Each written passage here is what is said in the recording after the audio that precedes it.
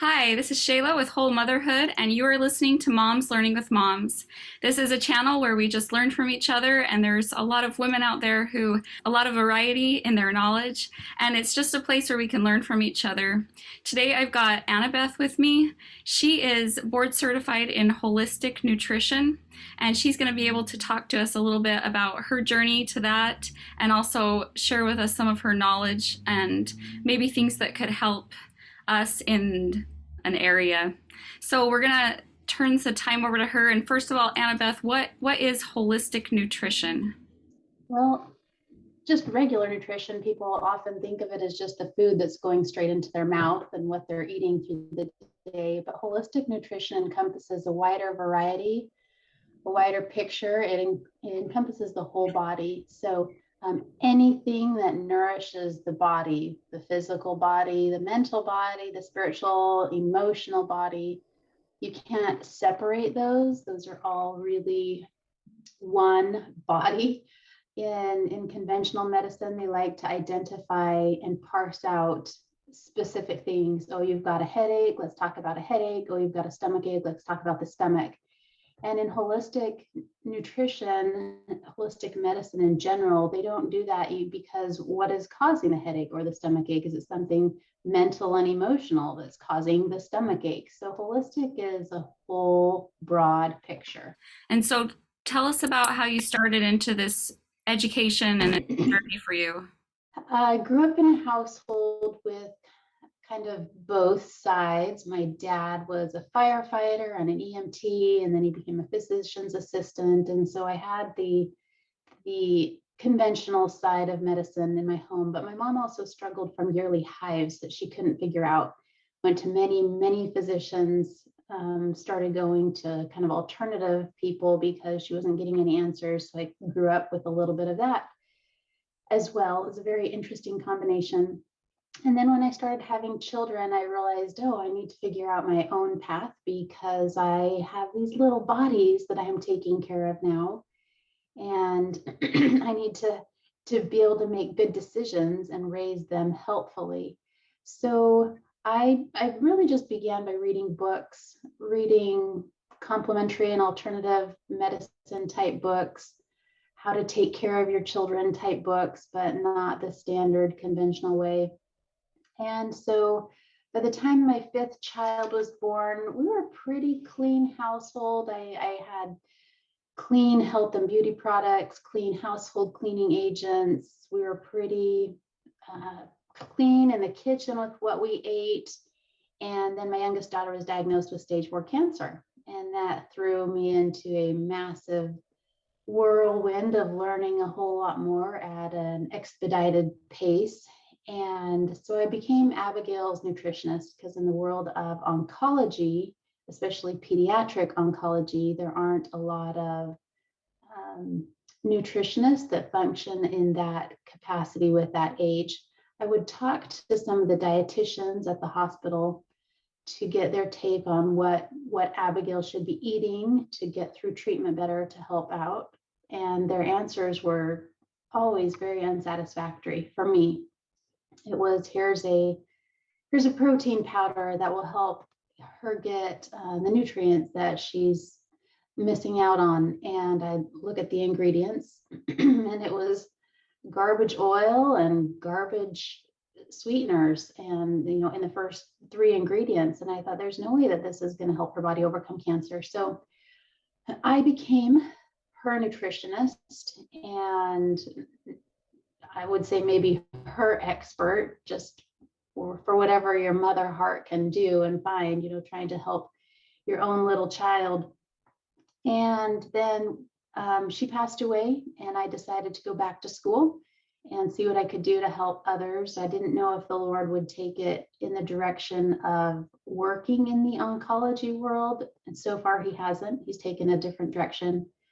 But I went back to school, and I didn't want just a 6 or a 9-month program of rah, you can do it, be a health coach. So I did a 3-year program that was really in depth of functional physiology about how the body's working, and then also nutrition and how that plays a part in that. So that started me on that path.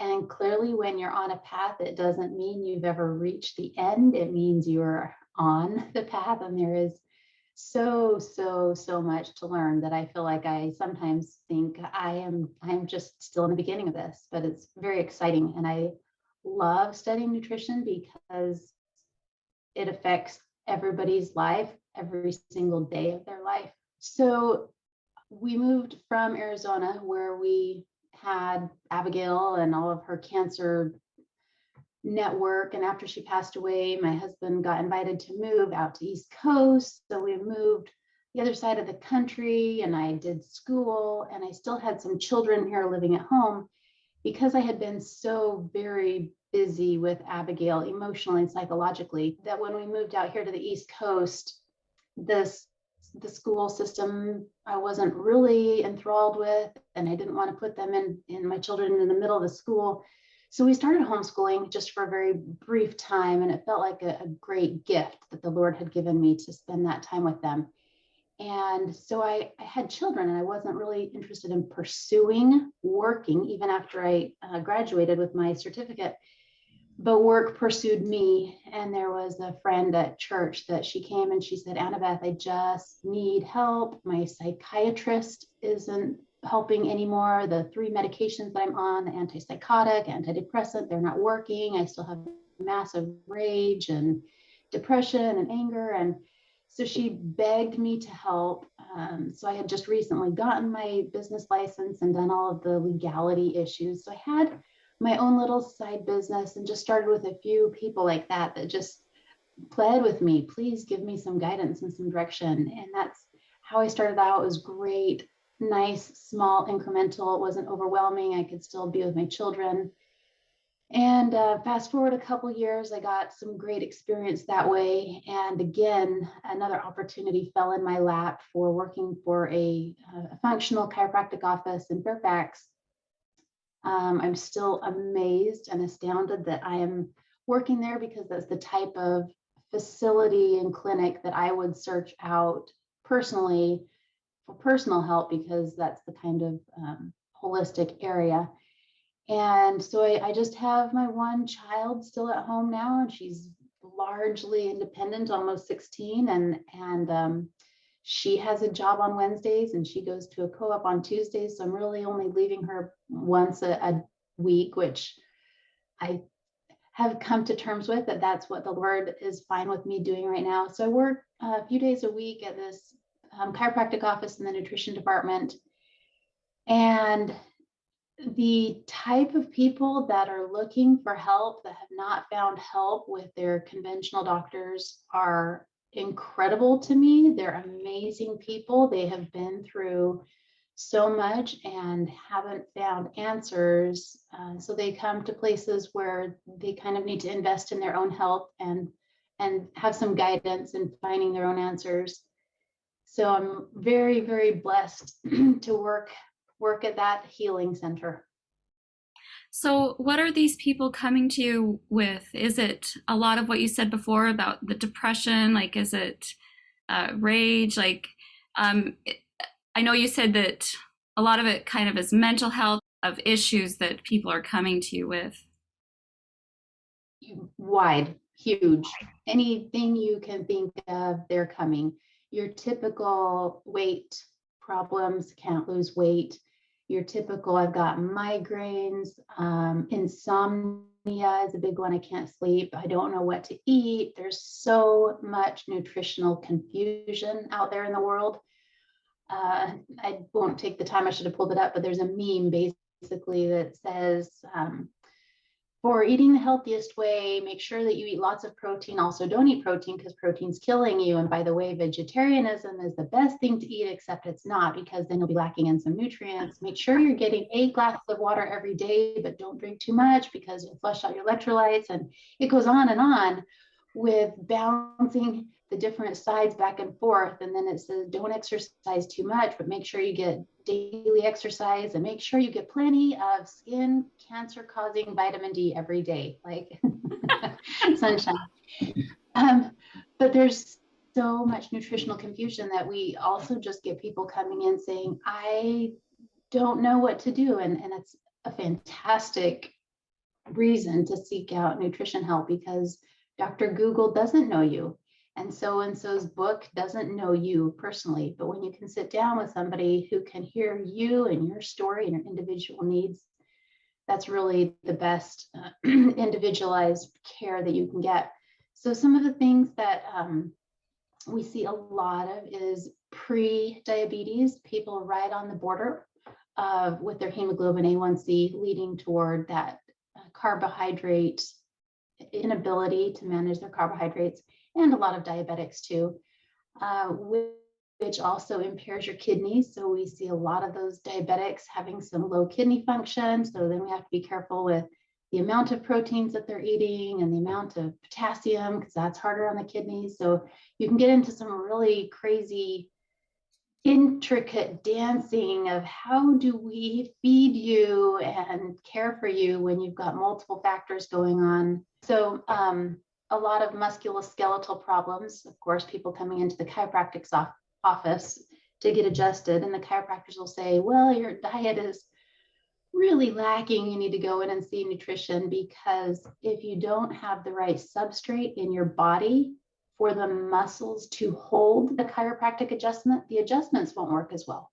And they'll keep sliding out of position. So that nutrition is important even for the chiropractic adjusting to hold.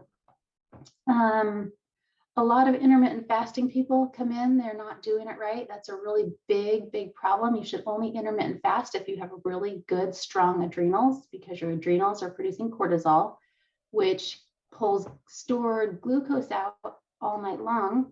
And if you're not having good, strong adrenals, intermittent fasting should not be what you should be doing.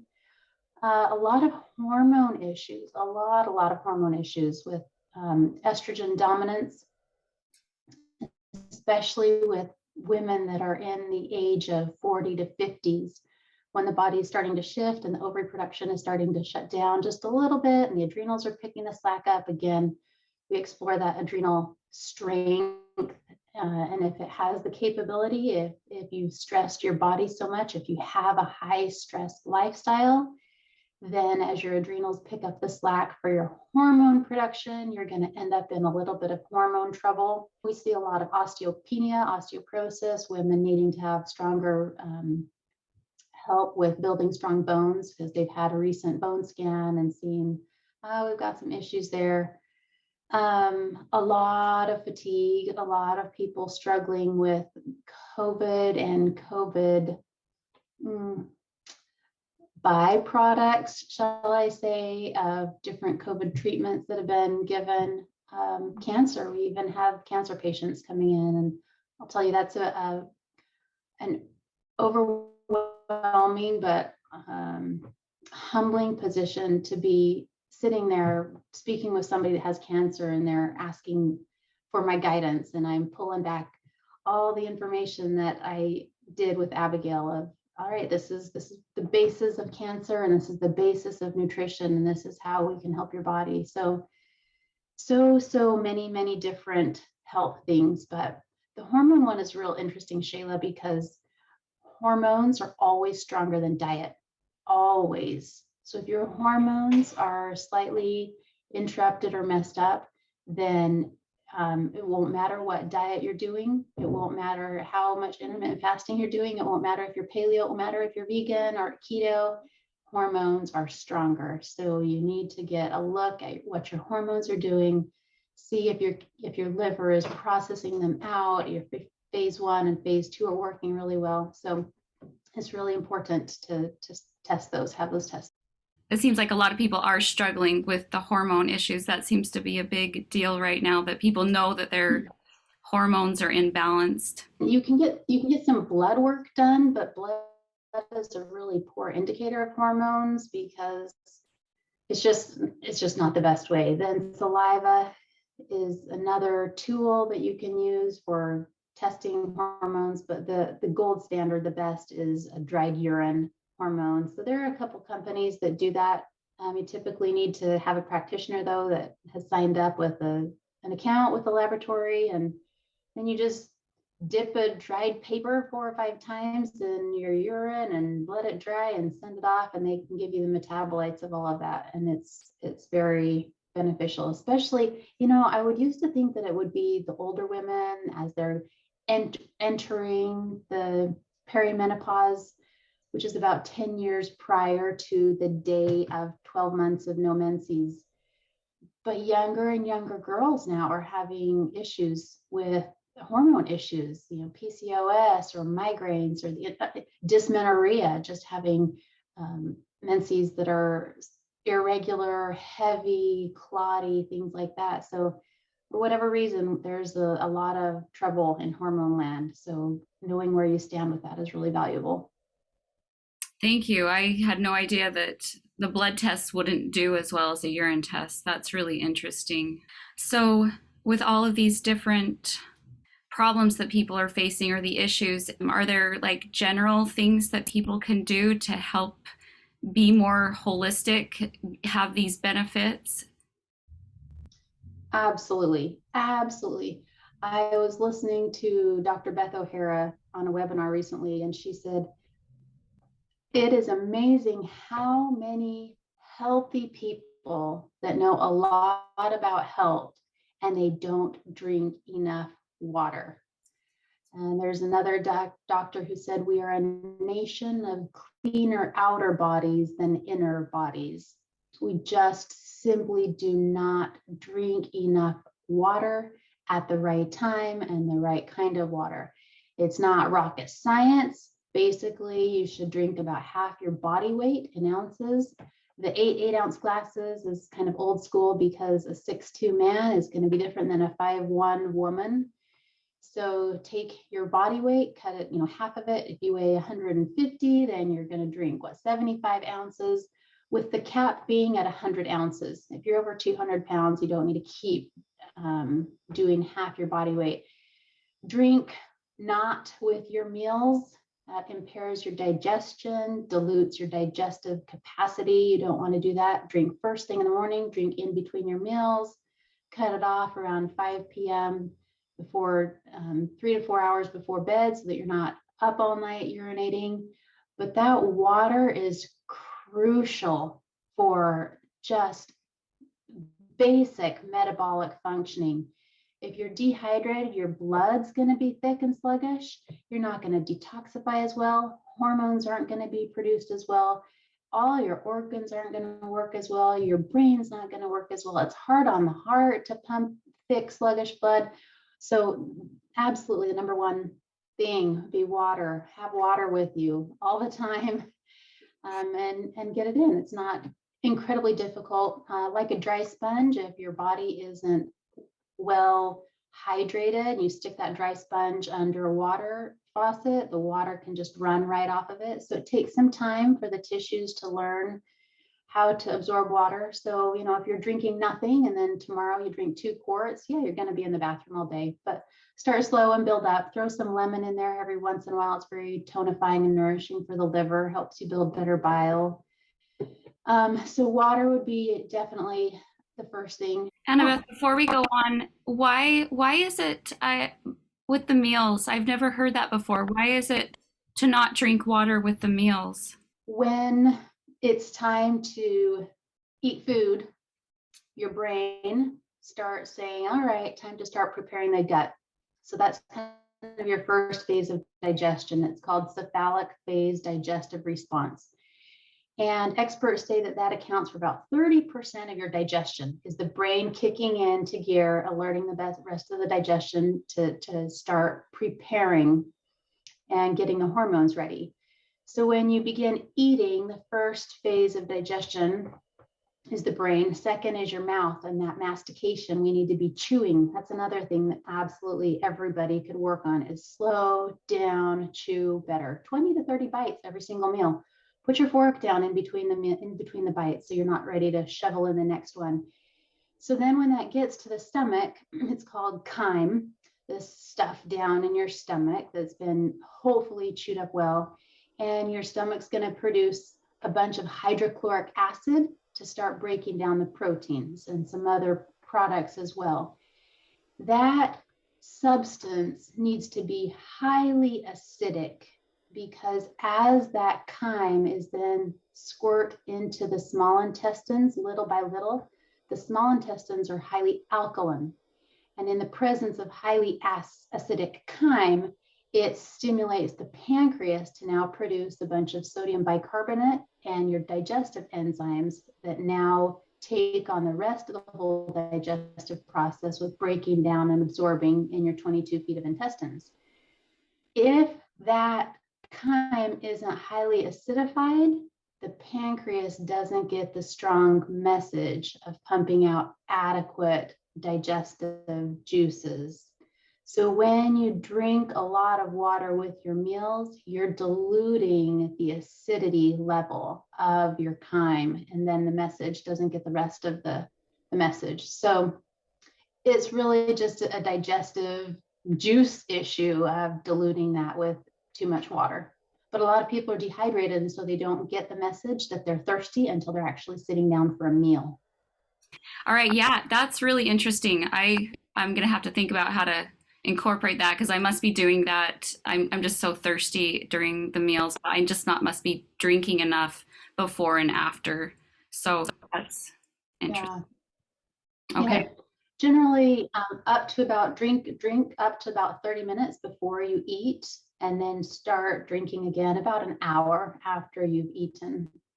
And having a little bit of water is not a problem with your meal. I mean, a little lubrication is fine, especially if you're swallowing down some supplements or whatnot. But I would limit it to just a small cupful of water, unless you are dehydrated. If that is the only time you're drinking, then yes, drink water, get water in. Ideally, though, it's aside from your meals. Yeah, what's the second thing you could recommend? Decreasing processed foods. The cleaner that your food looks like it came from how it was grown, the better off it'll be for you. That would be in an ideal world. We don't live in an ideal world. We're on the go a lot. We need something packaged. We need something quick. But there is so much money spent on how to get you to like the packaged food. It's absolutely insane. If you're interested in reading a little bit about the food industry, I highly recommend the book called Salt, Sugar, Fat, something like that. And it's all about the food industries and how many psychologists they have on working to find out how to get the human mind to really be addicted to the food packaging and the food industry's production of food. $40,000 to create a machine that simulates chewing to find out how much crunch per square inch, pressure per square inch of a crunch the human mind likes.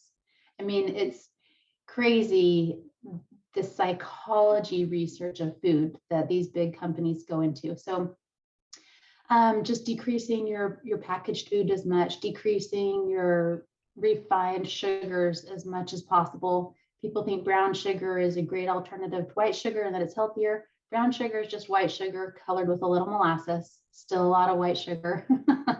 Decreasing sugars in general. We just eat too much sweet in general. Learn how to sweeten with fruit a little bit and train the mouth and the mind to just get by with less sweet.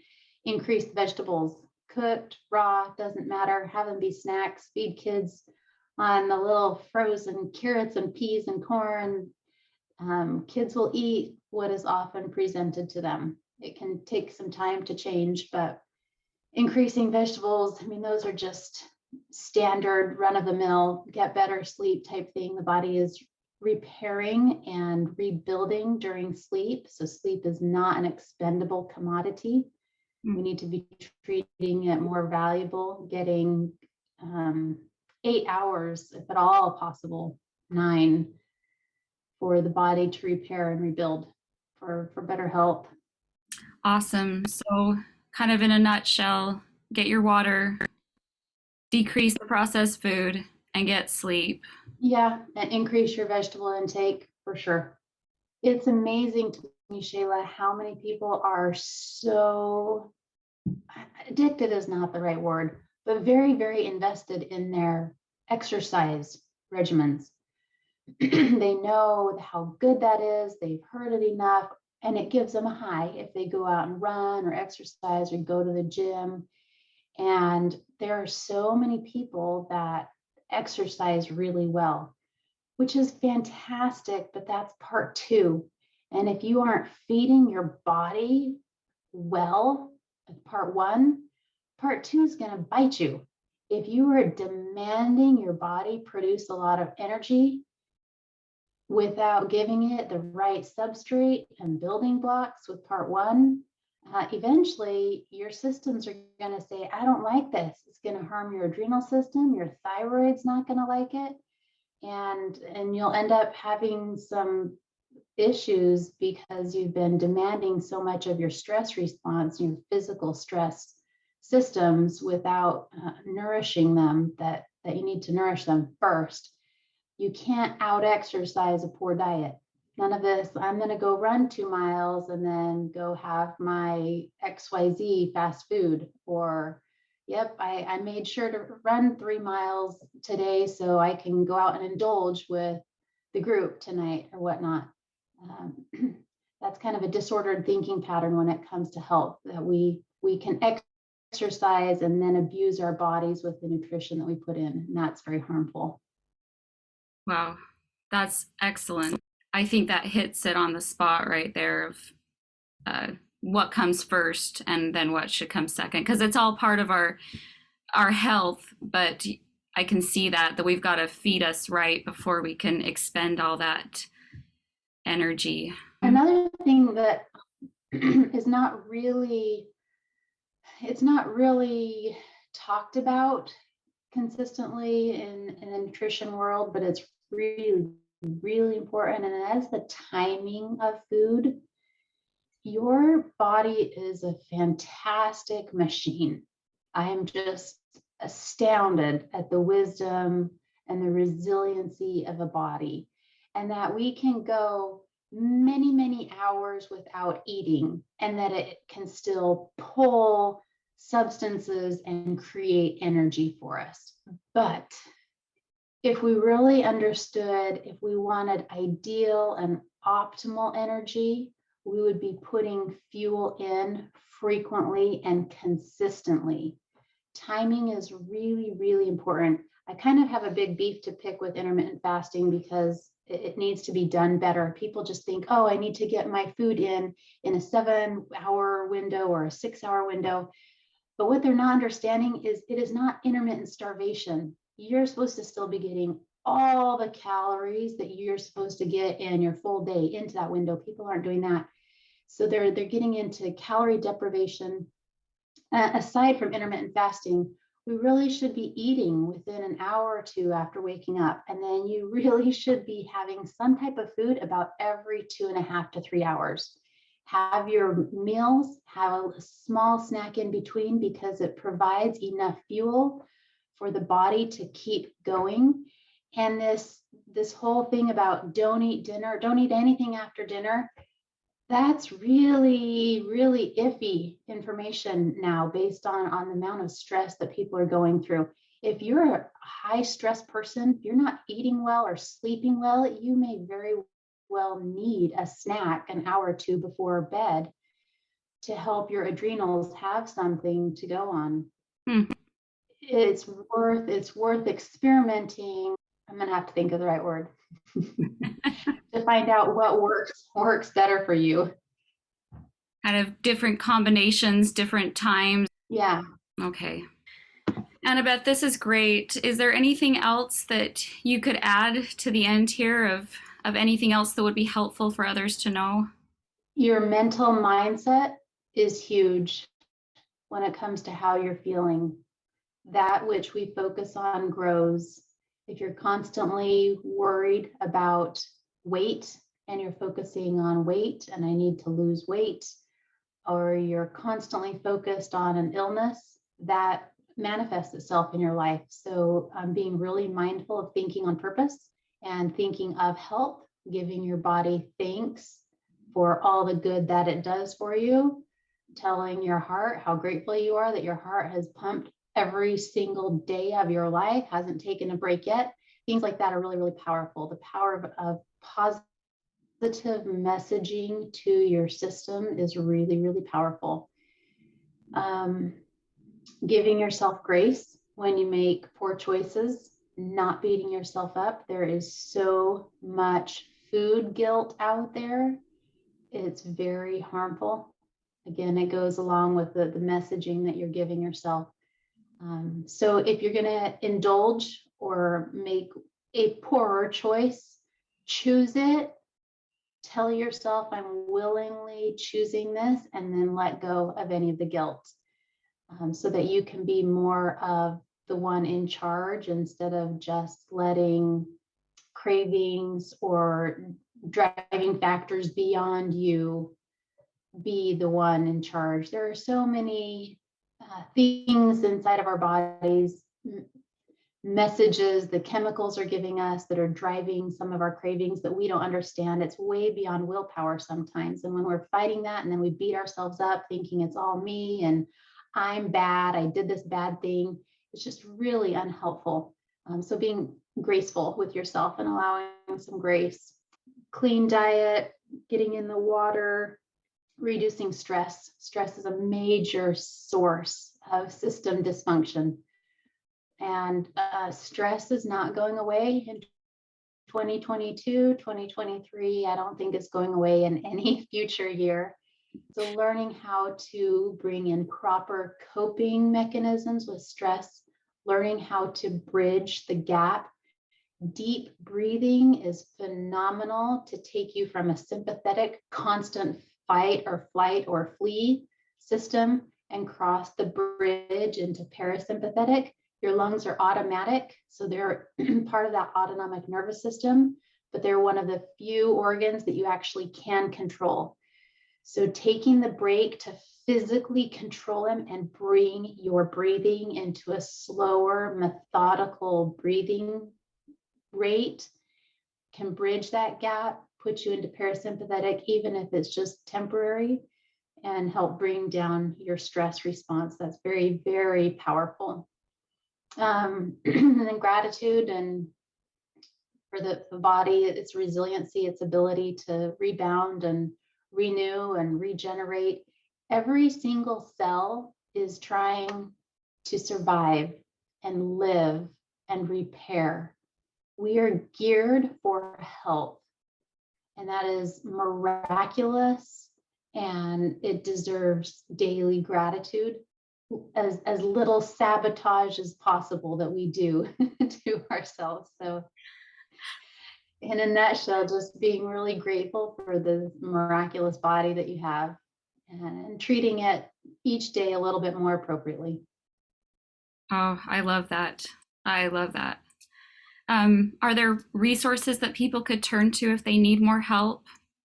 Yes, there always are. I don't know your specific locations.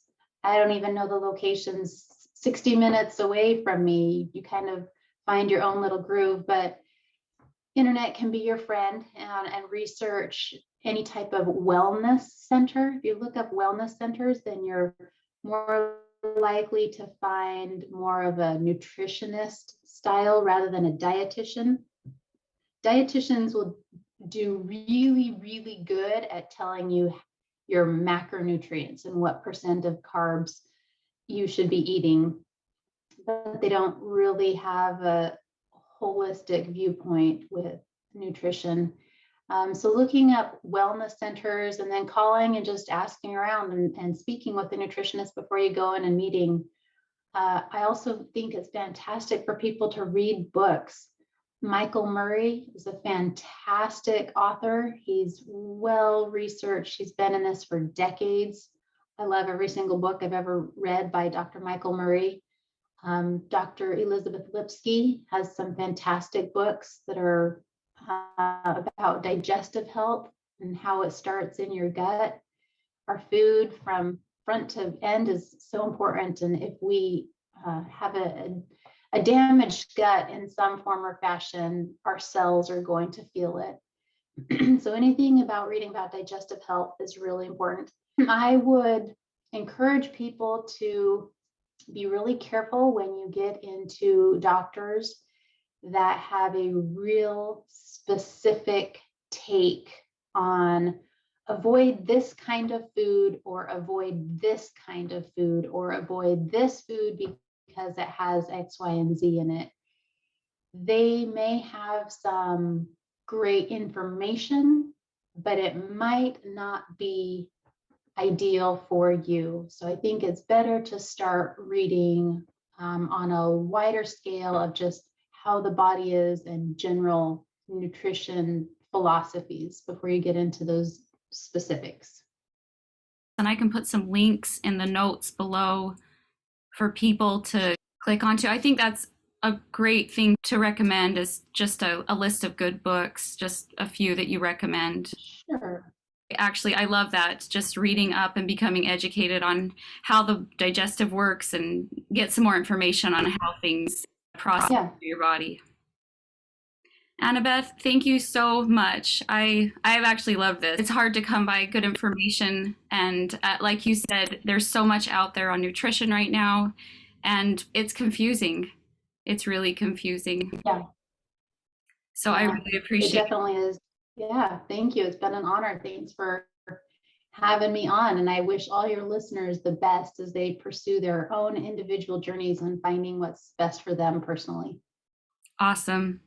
We're going to encourage everyone to just keep learning, and we will see you guys later.